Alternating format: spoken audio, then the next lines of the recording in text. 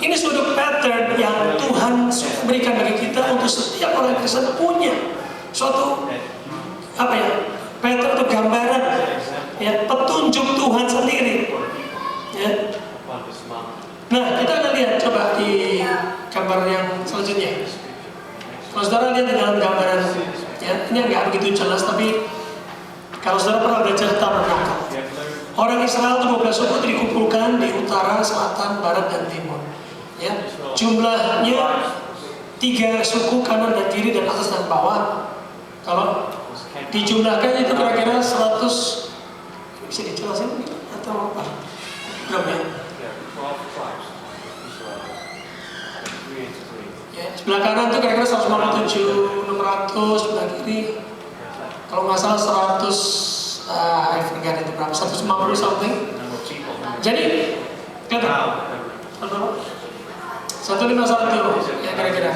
Jadi kalau dilihat seperti gambar ini, saudara bisa bayangkan itu gambar sebuah cross sebetulnya. 3 yang di atas itu cuma jumlahnya 108.000, di bawahnya ada 186.400. Ya kan persis cross kan? Ya kan? Jadi gambaran ini petunjuk dari Tuhan, bukan sembarangan. Tuhan sengaja menaruh kemah tabernakel. Semua merupakan dikatakan oleh Ibrani gambaran dari Kristus. Coba lanjutkan next gambar. Buram ya. Anyway, nah di dalam tabernakel ada 7 piece yang ditaruh di pertama ya, brazen laver, itu mesta bakaran, kemudian itu tempat pembasuhan, kolam pembasuhan, ya, itu laver, brazen laver, itu brazen altar. Terus di situ ada candlestick, sebelah kiri, sebelah kanan ada table of showbread, tempat meja roti. Di tengah sana ada brazen altar of incense, ya. Terus di atas kanan di ark yang terdiri dari 2 piece. Jadi kalau dihitung semuanya 1, 2, 3, 4, 5, 6, 7 piece, 7 lambang dari kesempurnaan, ya kan? Jadi kalau kita lihat pattern ini, persis seperti kata Paulus bahwa itu merupakan gambaran, shadow dari apa yang ada di surga. Nah kalau zaman dulu dibuat begitu, zaman sekarang kita punya nggak tabernakel? Yes, that pattern the same thing dalam hidup kita. Ya, nah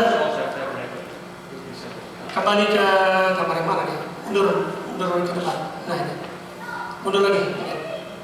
Oke. Ini gambaran dari kehidupan orang Kristen, saudara. You and me, ada 3 part: outer court, holy place, and holy of holies. Manusia juga terdiri dari 3, ya kan? Dari apa? Yang di luar ada daging, flesh, lalu masuk ke bagian holy place, itu tempat di mana kita punya disebut pikiran, soul. And then tempat di mana holy of holies, tempat Maha Kudus adalah tempat di mana roh berada, ketemu Tuhan. Ya, di mana ada hubungan dengan Tuhan, in our spirit. So, waktu orang lihat begini, gambaran orang Israel zaman dulu, mereka nggak tahu. Mereka tahunya cuma mereka harus bikin. They don't know. Tapi kita sekarang, kita we know exactly bahwa itu bayangan dari kita masing-masing. Amin. Setiap saudara dan saya itu adalah itu. That's skema tabernakel. Apa yang ada di surga. Nah, kita akan lihat sekarang. Yang pertama, dikatakan orang kalau mau masuk ke tempat ini, mereka harus lewat namanya the gate. Oke, masuk ruang kedua namanya door, bukan gate. Masuk yang ke sana lagi namanya veil. Masuk ke ruang ketiga. Saudara bayangkan kalau kata namanya gate itu besar atau kecil biasanya? Orang tahunya besar. Yang masuk ke door, seperti door itu lebih kecil, betul? Masuk ke veil tidak ada bukaannya. Only one piece of korden begitu dan berlapis-lapis, misalnya 3 atau 5 lapisannya, begitu tebal, ya. Dan ini merupakan gambaran dari setiap orang Kristen. Ini orang Kristen semua di luar sebelum mereka bertobat, mereka mau masuk di dalam perjalanan iman untuk bertemu dengan Tuhan. Setiap orang Kristen dipanggil atau mendapat panggilan dari Tuhan untuk masuk bertemu bersama Tuhan. Dia bisa lewat the gate. The gate-nya lebar. Setiap orang yang mau bertobat, terima Tuhan Yesus, is very easy. You masuk the gate. Tapi masuk ke door semakin kecil. melambangkan bahwa tidak semua orang mau masuk ke tempat yang lebih dalam bersama Tuhan. Betul kan? Setiap orang mau, cuma depan-depannya aja. Tapi begitu masuk lebih dalam, tempat yang lebih kecil, lebih sedikit yang ada di sana orangnya. Kemudian masuk yang di tempat yang paling ujung, setahun sekali cuma satu, yaitu imam besar boleh masuk.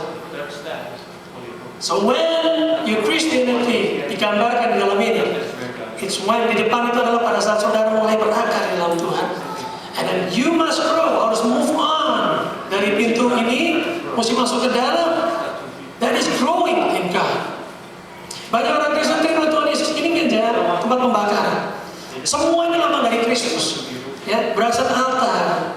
Altar itu artinya lift it up, high, ditinggikan. Lambang dari siapa? Ditinggikan Tuhan Yesus. Terbuat dari kayu akasia.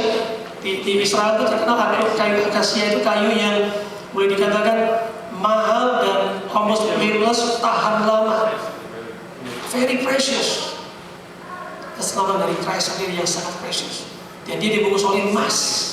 Emas always lambang dari ilahi. Semua ini emas, saudara.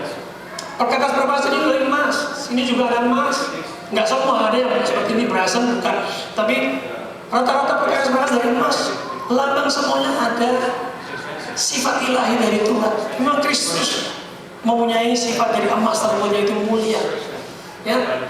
Nah, pada saat orang mulai masuk tadi, orang harus, atau the priest ya, kita semua adalah priest. Tapi kalau dulu orang biasa nggak boleh, yang masuk hanya priest.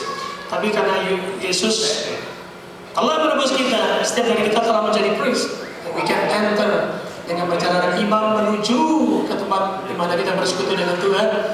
Di sini harus ada sacrifice, yaitu domba. Ya, dikatakan dalam Alkitab tidak ada pengampunan dosa tanpa korban.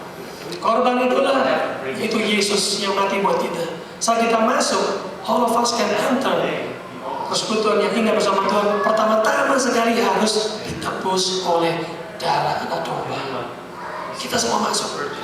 Oh haleluya, masuk ke sini mungkin senang. But you have to move on. That's why saya bilang ini journey dari iman.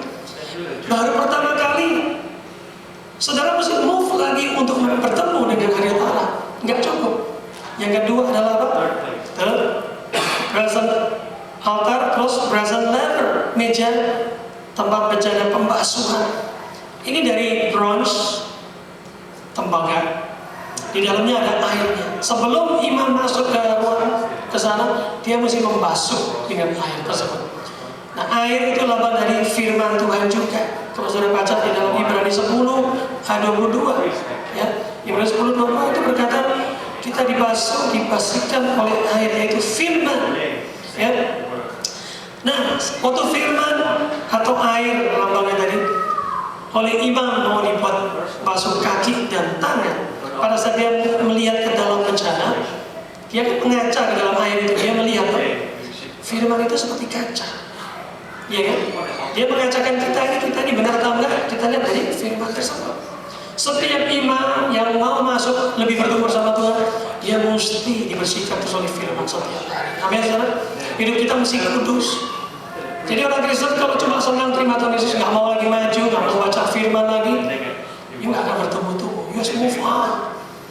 Ya, jadi lambang dari firman. Karena tadi air dan bronze itu bejana itu, tembaga itu sebetulnya lambang dari penghukuman, saudara. Alright. Tapi karena ada air, jadi kita nggak langsung memandang kepada bronze itu tadi, tetapi kena air dahulu. Firman menghalangi saudara dan saya untuk dapat hukuman dari Tuhan. Firman juga menjaga kita dari dosa. Amin. See, this is the type of Christ. Karena Kristus Yesus juga adalah firman, ya kan?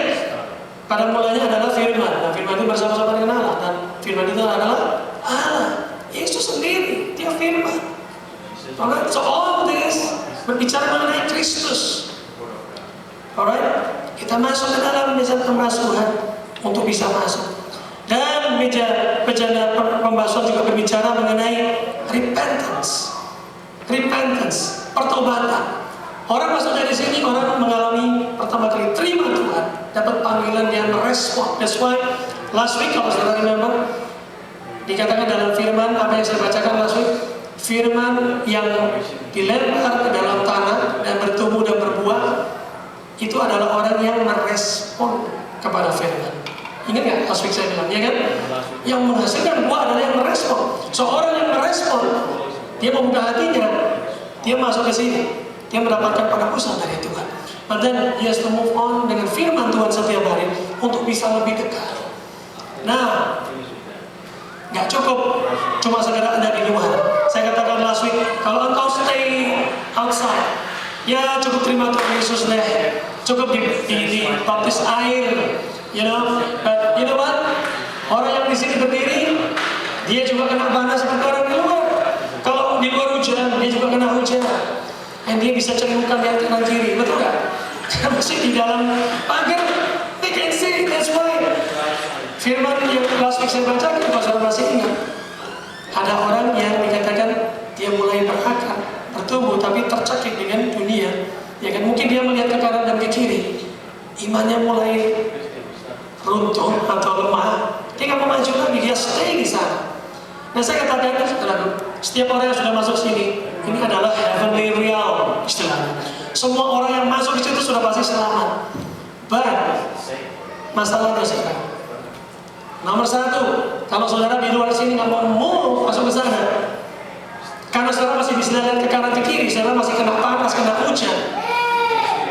Bisa-bisa kalau orang nggak tahan, nggak kuat, dia bisa balik lagi keluar. Betul nggak? Jadi murtadnya bukan Tuhan yang sudah murtad, tapi orang sendiri yang mundur keluar dari kemah tadi. Bukan kemah, maksudnya pelataran ini dia keluar. Iya kan? Kalau dia nggak mau maju lagi, saudaraku, dia bisa melihat kanan kiri. Orang Kristen suka bilang, wah orang itu kok enak ya, hidupnya berdosa, suka korupsi, tapi hidupnya enak, nggak sakit, nggak apa. You know, you can, kalau you di luar sini masih melihat orang luar ini melakukan apa, you akan melihat juga. That's why nggak boleh cuma sekedar berhenti di situ. You have to move on. Oke, and untuk masuk ke tempat yang kudus, nggak bisa kalau nggak lewat dari depan dan lewat tempat pembasuhan. Ya, harus lewat Yesus yang menebus hidup saudara dan harus lewat firman yang membersihkan saudara. Yesus katakan apa? Benih yang jatuh dan berbuah menghasilkan 30, 60 dan 100%. Orang berbuah bukan cuma sekedar hasil yang dihasilkan itu karena apa yang dia dapat dari pertama, juga akan menghasilkan apa yang dihasilkan yang dia. Ya, mungkin terlalu dingin, Yor bisa matikan Yor. Yang paling pertama hasil terlalu dingin. Semua kedinginan ya, termasuk saya juga dingin. Jadi pada saat kita mulai berakar di dalam Tuhan, saudara juga sudah mulai menghasilkan akarmu 30, 60, atau 100. Ada orang yang betul-betul berakar di dalam firman Tuhan, ada orang yang setengah-setengah. Ya udah, terima Tuhan Yesus, sudah firman ya sekedarnya. Mungkin baca firmannya kalau lagi butuh, kalau lagi ada problem, baru dia baca firmannya. Kalau mulai ada persoalan yang berat, baru dia mulai cari Tuhan. Ya kan? So, di level ini merupakan suatu di mana kita semua mulai berakar, saudara. Dan this gate, the door and the veil merupakan suatu pintu di mana saudara masuk dalam suatu realm yang sendiri. Orang di luar dengan orang di dalam hampir kelihatannya nggak beda, tetapi realmnya berbeda. Karena di dalam inner court, di outer court, di tempat itu, di dalam pagar, di situ orang bisa merasakan hadirat Allah lebih daripada di luar, karena tidak ada yang boleh menyentuh terutama kemahnya di sana. Ya, kalau orang itu bukan priest, kalau orang itu bukan dibersihkan lewat depan, nggak boleh dia masuk. So ini bukan sembarangan, tapi kalau orang udah masuk, orang bisa merasakan hadirat dari Allah sendiri karena dia ada di dalam tempat yang dikhususkan di mana Allah bisa turun. Itu api turun bukan di luar dari perkemahan, di luar tabernakel, tapi di dalam. So firman Allah mengatakan Roh Kristus hanya ada di dalammu dan saya, inside our spirit, enggak di luarnya. Ya kan? Kalau kita merasakan hadirat Allah, sebetulnya bukan hadirat Allah yang di mana-mana, tapi inside of you and inside of me. Dikatakan kalau kau percaya padaku, kata Yesus, Dari hatimu akan keluar apa? Flowing of river, ya kan? Water yang keluar inside of us, yang ada hadirat Allah. Oke, sekarang kita masuk ke dalam door. By the way, saya nggak ngomong berbuat karena saya akan nanti bicarakan ini next week. Kita bicara di dalam pop. Bagus tadi mengenai Anda masih berbuah, dan so on and so forth. Kita bicara soal berbuah di situ. Nah, kita masuk sekarang ke door. Ya, saya katakan tadi door ini small gate. Jadi orang semakin sedikit yang mau bertumbuh. Di tempat ini berapa orang yang mau bertumbuh di dalam Tuhan? 100%? Puji Tuhan, semua bisa masuk. But, you know, we can tell. Kenapa artinya gate dan door is different? Karena beda size-nya. Gate lebih gampang masuk karena lebih gede, door lebih kecil. Nggak semua orang mau masuk dan tidak gampang untuk masuk. Karena Anda harus selalu masuk dengan firman. Kalau engkau mau bertumbuh, saudara, nggak bisa hidup sembarangan. Hidup di dalam dosa nggak akan bisa bertumbuh rohani. Engkau bisa ada firman yang selalu masuk. Amen. That's why you can grow. Ya. Nah, sekarang kita masuk di dalam situ, saudara. Di dalam tempat yang pertama, kemah yang pertama ini disebut ruang Maha Kudus. Ada tiga item atau tiga perkakas. Ya, yang pertama itu the golden candlestick, ya. Itu ada gambarnya di mana? Coba yang maju terus. Terus lagi. Nah, di dalam ruangan ini gelap sekali. Tidak ada penerangan dari matahari. Sinar candlestick inilah yang menerangi ruangan. Ini berbicara mengenai saudara. Kalau engkau mulai maju, mulai bertumbuh di dalam Tuhan, engkau nggak bisa lagi bergantung kepada panas seperti orang di luar. Tetapi engkau bergantung kepada sinar terang. Yaitu sama, who's the light? Jesus is the light. You bergantung sepenuhnya. Kalau engkau mulai bertumbuh, engkau harus mengandalkan Dia yang menuntun jalan. Ya, di sini ada 7 cabang. Saya nggak bicara mengenai banyak detail karena nanti, jadi saya bukan khotbah yang lain, tapi khotbah tentang tabernakel bagus tadi. Nah, kalau saudara perhatikan di dalam ini khususnya apa bedanya dengan di luar? Di sini ada perkakas-perkakas yang membuat Anda harus melakukan sesuatu sebagai priest. Saya katakan taruh diri Anda sebagai priest saat itu. Anda harus melakukan sesuatu untuk melayani Tuhan. Tapi saya ingin kasih tahu beberapa. Misalnya ini, satu cabang ini, yang itu ada yang disebut apa ya? Orang bilang kelopak, tombol, dan kembang. Ya, 3 hal sebetulnya. Ada 3 itu ya. Tapi kalau direnceng ke atas itu membentuk 9 tombol, kembang, dan apa tadi? Saya bilang apa? Kelompaknya ada 9. Nah, setiap tangkai dia menahan satu tempat lilin itu, tempat api ya.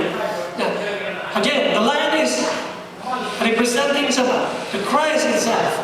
Nah, kita ini ya memiliki di sini adalah karunia-karunia yang diberikan oleh Tuhan, yaitu 9 karunia yang kalau kita baca di dalam Korintus 1 Korintus 12 berbicara mengenai 9 karunia, ya kan? Karunia beriman, karunia apa lagi? Wisdom, berkata-kata marifat, tahu, melakukan mujizat, ya kan? Menyembuhkan, 9 karunia. Ya, jadi di dalam tempat kecil ini banyak karunia yang Tuhan berikan. Di luar nggak ada, tapi di dalam kemah ini berbicara mengenai karunia-karunia yang Tuhan berikan. Berarti apa? Kalau engkau ingin bertumbuh di dalam Tuhan, ada karunia-karunia yang beroperasi dalam hidupmu, sehingga Tuhan bisa memakai dalam karunia itu untuk engkau lebih bertumbuh di dalam Tuhan. Seperti halnya ministry. Saya tadi katakan di dalam kelas covenant, panggilan saya bukan pastor, panggilan saudara bukan singer, panggilan saudara bukan seorang asyam. You have the highest calling in Christ, amen. Yang that's why Paulus katakan, I will forget things in the past, ya kan? But I press on untuk apa? For the prize in Christ, ya kan? Untuk suatu harga yang mahal, the high calling in Christ, ada highest calling. Nah, the highest calling is tadi dalam kemah saat kita mendapatkan pertemuan yang indah bersama dengan Tuhan. Itu saatnya hidup saudara dan saya mulai banyak berbuah, because you stay in the vine. Engkau tinggal di dalam pokok anggur yang benar. Ya enggak? Kan Yesus bilang, kalau engkau tinggal di dalam pokok Jadi kalau saudara dan saya mau berbuah banyak, bukan melakukan banyak kegiatan, banyak pelayanan. No, it's wrong. Harus banyak justru tinggal di dalam vine. Karena dalam vine itulah saudara akan dapat power, dapat anointing, dapat petunjuk untuk melakukan banyak hal. Ya.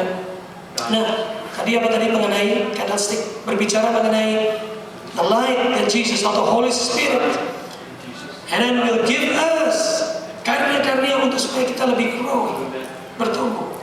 Di luar tidak ada karunia. Kalau Anda mulai bertumbuh, Tuhan memakai saudara dengan karunia-karunia yang ada. That's why saudara, kenapa kita sering mendengar bahwa di gereja orang dianjurkan untuk melayani, memakai talent mereka. Is that because karena pengangguran di gereja kan nggak ada kerjaan? No, because karunia-karunia itulah di dalam ruang Maha Kudus diberikan supaya saudara dan saya memakainya untuk pertumbuhan. Untuk siapa pertumbuhan ini saudara? Karunia dipakai untuk siapa? It's not for us at all. To serve others. Jadi apa? Basic bottom line-nya adalah kalau saudara mulai bertumbuh, hidupmu akan dipakai untuk orang lain, minister lebih baik, serving, bukan diserve. Di luar tadi saudara diserve. Gambar yang pertama tadi. Di luar saudara gak ada apa-apanya. Maksudnya saudara cuma datang, sudah ada korban, saudara sudah ditebus, dan tinggal mengajar dengan firman, melihat, tapi di dalam saudara melihat karunia-karunia Roh Kudus bekerja dengan saudara. Kemudian meja roti sajian atau the table of showbread. Ya, Yesus katakan di dalam Yohanes 6 ayat 35, akulah roti hidup. Berarti again, the showbread, meja ini yang penuh dengan 2 stek roti, 6 dan 6, 12 roti. Ini berbicara kembali roti hidup siapa? Kristus lagi. Dia. And the table is always, kalau di Alkitab berkata mengenai suatu tempat pertemuan, fellowship. When you want to grow with God, God wants you always to have fellowship, dekat relationship dengan Dia. Ngerti nggak? Nah, supaya kita selalu disuruh melakukan Holy Communion. Holy Communion is part of this. Take part of it. Nah, saudara, di luar ini, air ini hanya dibuat lihat, hanya dicuci tangan dan kaki. Tangan berbicara mengenai apa? Pekerjaan, pelayanan saudara. Kaki berbicara mengenai cara hidup saudara, mesti dibersihkan. But inside, roti berbicara mengenai firman juga, tapi firman ini bukan cuma dibasuhkan. Firman ini mesti dimakan. Imam harus memakan roti ini di dalam ruang Maha Kudus. Nah, saudara, coba lihat bedanya apa? Roti ini harus didigest, direnungkan dalam hidup kita. That's why di dalam Mazmur 1 dikatakan, renungkanlah, tapi berbagailah orang yang ayat 2, ayat 3, kalau nggak salah ayat 3 yang mulai berkata, tetapi yang kesukaannya merenungkan siang dan malam, meditate on the word of God, digest the word of God. It's different dengan yang di depan. Di depan orang melihat seperti devotional, setiap hari baca firman diaplikasikan dalam hidup. But here you have to digest it. Artinya apa? The truth mesti becoming yourself. So the truth bukan hanya cuma mengkoreksi dirimu, tapi engkau harus benar-benar meresponi dan taruh dalam hidupmu, inside your life. Ya, meresponi firman Allah, melakukan firman Allah. Yesus katakan dalam Yohanes 4 ayat 34, kata Yesus kepada mereka, my food, makananku ialah melakukan kehendak Dia yang mengutus aku dan menyelesaikan pekerjaannya. Kan aneh. Murid-muridnya tanya tentang makanan, dia bilang makananku melakukan pekerjaan Tuhan. When you digest the word of God inside of you, automatically firman yang kau digest dalam hidupmu ini menjadi satu dengan engkau, dan engkau akan melakukan tindakan pekerjaan Tuhan automatically. Nah, you have to digest, meditate every day, masuk di dalam pikiran. Saya baca di devotional buku dari RBC the other day, dia mention tentang satu artikel dari New York Times mengatakan zaman sekarang di sekolah-sekolah, saya juga perhatikan anak saya, mungkin yang punya anak juga mungkin bisa perhatikan bahwa menurut New York Times, sekarang lebih populer culture that doesn't enforce the development of memory skill. Ada kalkulator. Saya baru tahu di Amerika kalau ulangan boleh pakai kalkulator. Sekarang saudara punya jam tangan, punya PDA segala macam, memorize everything. Sampai saya sendiri tuh biasa. Kalau ditanya teleponnya sama Peter, I don't know, because I have everything in my cell phone. Betul nggak? Ya, culture itu udah biasa. Di sekolah pun juga begitu, demikian simpelnya, betul nggak Yohan? Ya, nggak banyak memorization kan? Nggak disuruh banyak kan?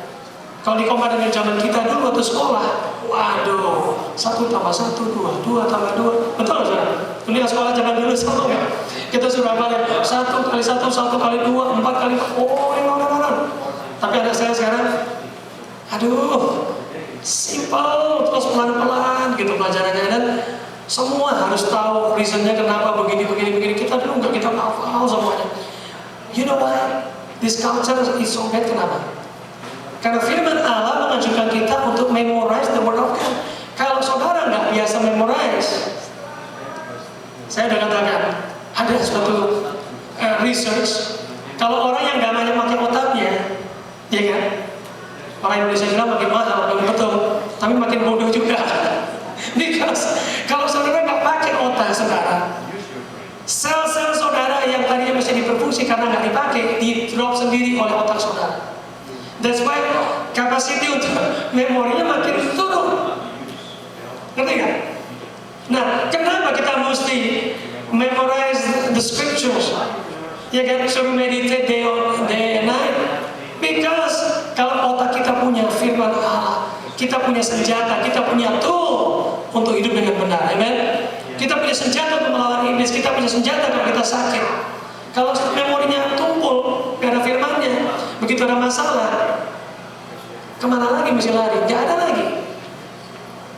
Because in the last day nanti bukan peperangan lawan darah dan daging lagi, tapi melawan the power, principalities. Sekarang ini yang kita lawan, seperti kata Paulus, bukan flesh and blood, peperangan, tapi the power of darkness itu loh. Kuasa-kuasa di atas yang begitu menekan. You nggak bisa ngelawan ini dengan kekuatan lain selain daripada firman yang nempel di sini. Ya kan? So, this is the part yang dikatakan dalam Matius 6 ayat 33. Yang dikatakan apa? Seek ye first the kingdom of God and its righteousness. When you want to grow, you have to seek the truth. Meditate, belajar, masukin dalam otak. Seek the truth. Belajar firman. Apa? Cari firman. Ya. Kalau zaman sekarang mungkin orang dibodohi dengan lebih banyak, mungkin anak-anak muda, internet, music, iPod segala macam, and all their attention ditarik ke sana. Saudara, TV itu sebetulnya jelek kan? Karena apa? Membuat Anda jadi pasif. But sekalipun Anda pasif, all the message sebetulnya diserap dalam otak kita. Kayak saudara nonton di TV misalnya ada apa? Siaran-siaran, saudara mungkin nggak begitu perhatikan. Saudara cuma lihat sebagai selintas. But semua message yang Anda dengar dan Anda lihat sebetulnya tanpa sadar masuk dalam alam subconscious saudara. That's the danger about it. Karena itu kalau kita dengar lagu-lagu rock atau apa, nggak begitu kelihatannya nggak begitu harmful, nggak bahaya. But remember, nanti masuk dalam alam subconscious saudara, dan suatu saat itu akan merusak pikiran saudara, ya kan? And yang ketiga apa tadi? The altar of incense, mezbah dupa. Mazmur 141 ayat 2 dikatakan, may my prayer be set before you like incense, kata David. Jadi incense yang dibakar tadi di depan sekali, gambar yang mundur. Nah, yang gambar itu altar incense itu yang persis sebelum yang paling atas ya, yang tengah itu. Altar incense pada saat priest datang ke sana, dia mulai mempersembahkan incense. Itu kalau saudara belajar ada cara-cara 5 macam-macam. Dan kalau saudara belajarin luar biasa, semuanya mengandung arti. Dan dikatakan incense adalah lambang dari prayer. Tuhan katakan dalam Matius 21 ayat 13, My house shall be called the house of prayer. Kalau orang mulai bertumbuh di dalam Tuhan, nggak ada lain, nggak ada cara lain. Your life must be the house of prayer. Ya, you must seek time untuk pray. Di gereja sekarang ada waktu jam 4.30 doa. Hari Kamis ada waktu untuk Anda berdoa. Kalau saudara sempat ikut, hari apa lagi? Mungkin saudara punya time sendiri, but you must be the house of prayer. So, di dalam kemah Maha Kudus berbicara mengenai bertumbuh. Banyak karunia, banyak yang dilakukan, tapi semua ini membuat saudara dan saya diperlengkapi untuk lebih bertumbuh. Di situ nggak ada lampu, yang ada hanya sinar dari candlestick. Orang yang masuk di dalam ini adalah orang yang ada di level untuk bertumbuh, yang bersandar kepada Roh Kudus. Semuanya serba Roh Kudus, dari candlestick, api, lambang dari Roh Kudus, lambang dari pimpinan Roh Kudus, lambang dari realnya Roh Kudus. Kalau di luar, ini lambang dari zaman istilahnya Yesus dulu. Yesus tapi sudah dijadikan korban sehingga dia katakan waktu dia mati, aku naik dan aku akan memberikan apa? Roh Kudus. So this is the real Roh Kudus di tengah ini. Makanya disebut ruang kudus, ruang atau kemah yang kudus. Di situ terdapat baptisan Roh Kudus. Apa maksudnya baptisan Roh Kudus, saudara? Supaya saudara dan saya diperlengkapi dengan karunia-karunia Roh Kudus. Apa maksudnya karunia Roh Kudus? Bukan untuk sok-sokan, tapi Roh Kudus memberikan karunia supaya kita bisa serve one another. Okay? So, we can tell orang yang mau bertumbuh di dalam Tuhan. Kita bisa lihat dia mau digest firman lebih enggak? Dia mau memakai karunia-karunia yang Tuhan sudah berikan enggak? Dia mau enggak untuk memberikan hidupnya sebagai the house of prayer? That's part of growing, saudara. Ya, kita kalau mau bertumbuh dalam Tuhan harus ada semua. Kekristenan is not just hanya gambaran, hanya cerita. But you see, this is a bayangan yang Tuhan inginkan dalam kehidupan kita. It's a pattern, and you and I must have it. Kalau kita lihat di dalam Ibrani pasal 8, pasal 9 dan 10, saudara. Saudara lihat di situ berbicara mengenai kemah, mengenai high priest, mengenai korban dan sebagainya. Di situ ceritanya begitu. Dan kemudian di chapter 11 berbicara mengenai apa? Iman. That's why I call this is a journey of faith. Completeness di dalam Tuhan Yesus. Kalau saudara mau lebih komplit, berbuah, berada di top sana, you must grow lewat jalur ini. There's no other way. Orang nggak boleh lompat pagar. Zaman dulu orang berani lompat ini pasti akan dibunuh. Artinya apa? Saudara nggak ada cara lain untuk mendekat kepada Tuhan. And remember, kemah kudus, tempat kudus ini kan sebelahnya kemah Maha Kudus, betul kan? Lebih dekat dengan Tuhan. When you grow, you will be a lot closer to God. Amen. Kalau kau bertumbuh, hidupmu akan lebih dekat kepada Tuhan. Ya kan? Ini semua dari pattern ini saudara bisa lihat. Anything you want, you bisa, Anda bisa mengartikan segala macam. You can tell. Because the more you going that way, that's the journey kan? Menuju kepada sana, you get closer to God. Tapi lihat, semakin dia closer to God, di ruang Maha Kudus, di situ banyak karunia. Artinya saudara dan saya justru mendekat kepada Tuhan. Tuhan memakai kita lebih banyak untuk orang lain. That's growing.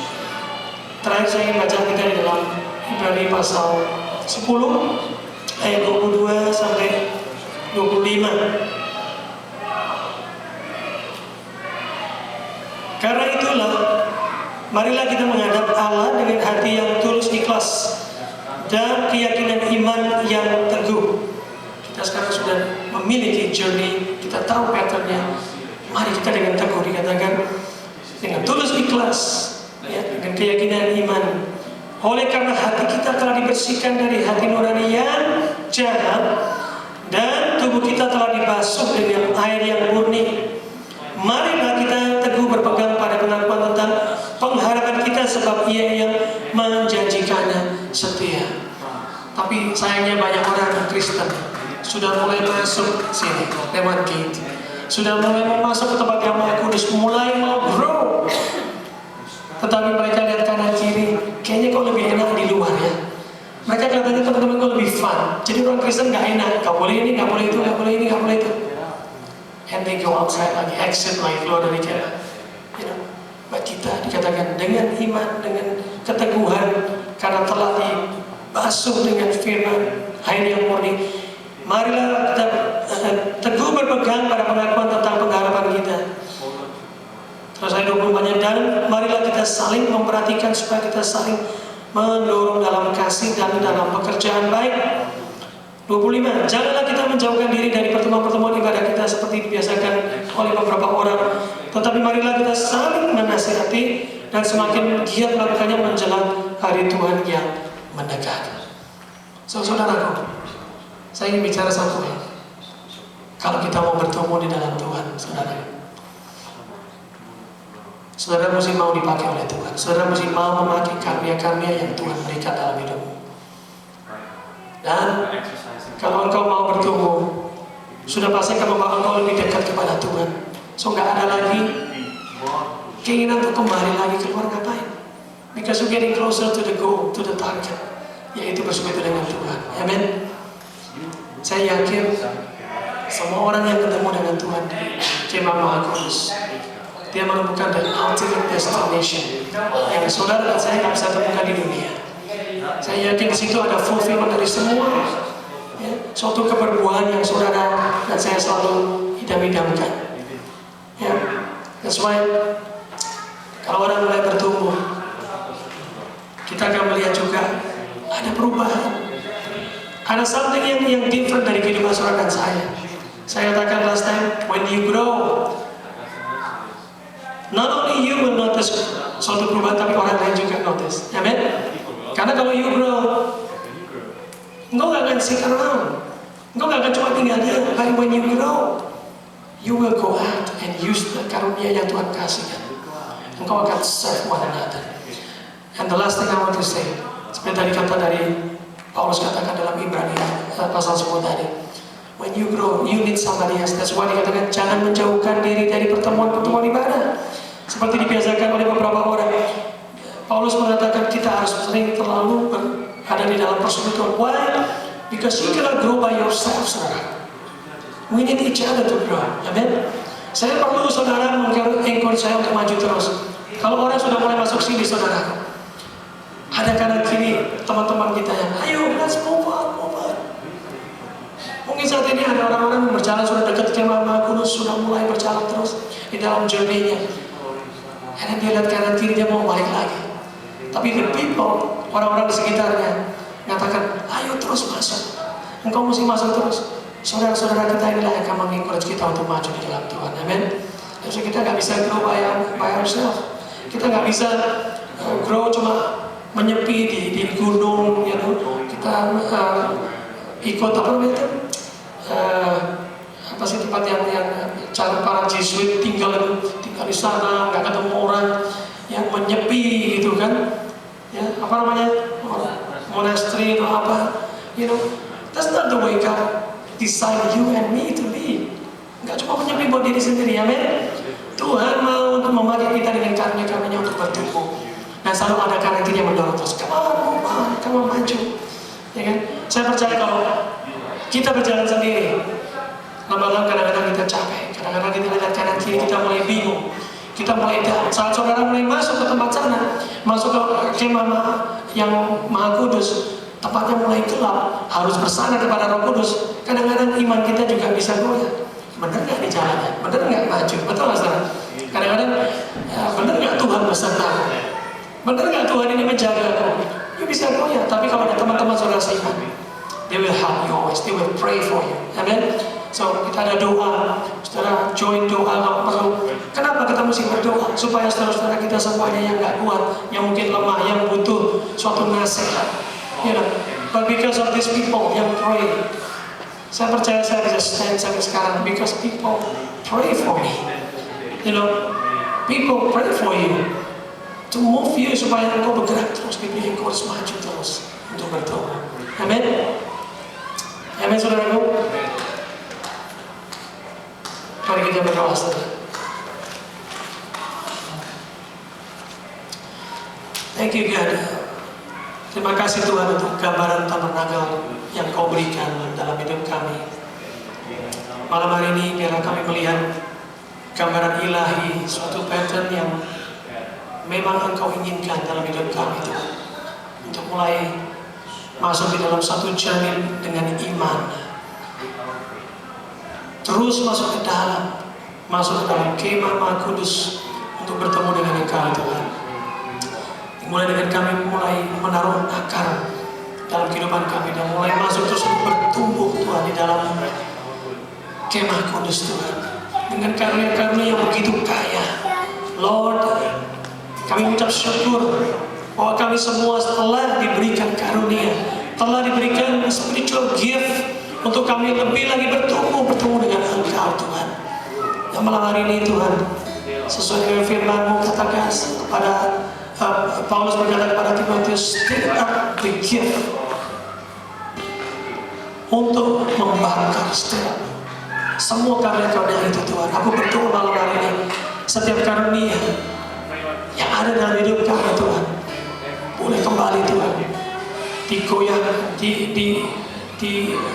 dibakar kembali, untuk lebih diberikan suatu stimulasi Tuhan. Aku berdoa Tuhan, di tempat ini Tuhan, ada orang-orang yang bertumbuh melayani Tuhan dan sesama dengan sukacita, dengan bernyala-nyala Tuhan. Biarlah firman boleh menerangkan lebih jauh tentang apa yang hamba terangkan malam hari ini Tuhan.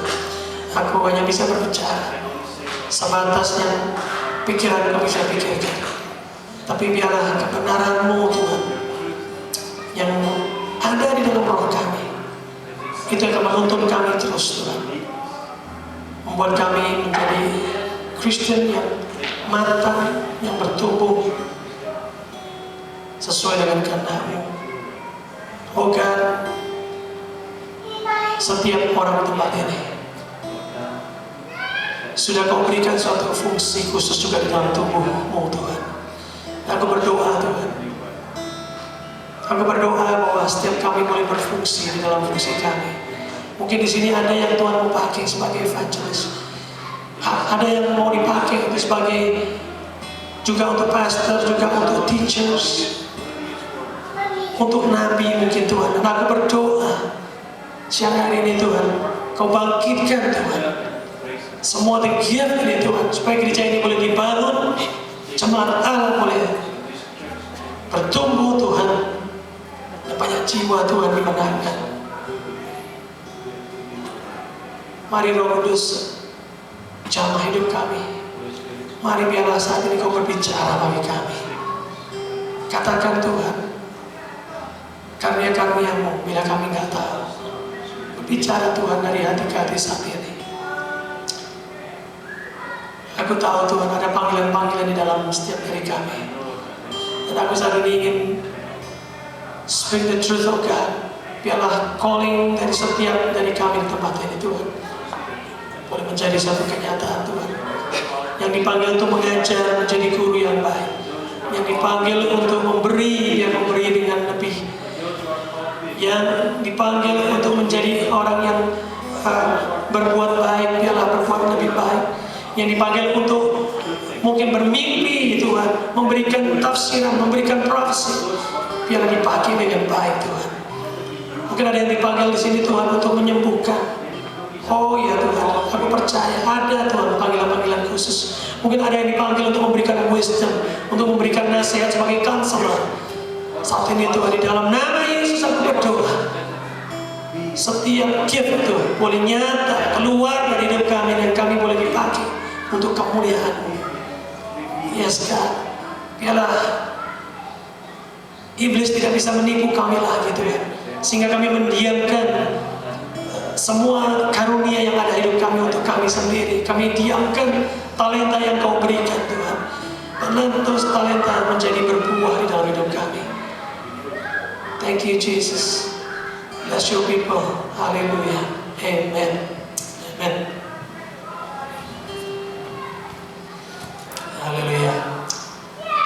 think we're gonna give for our offering.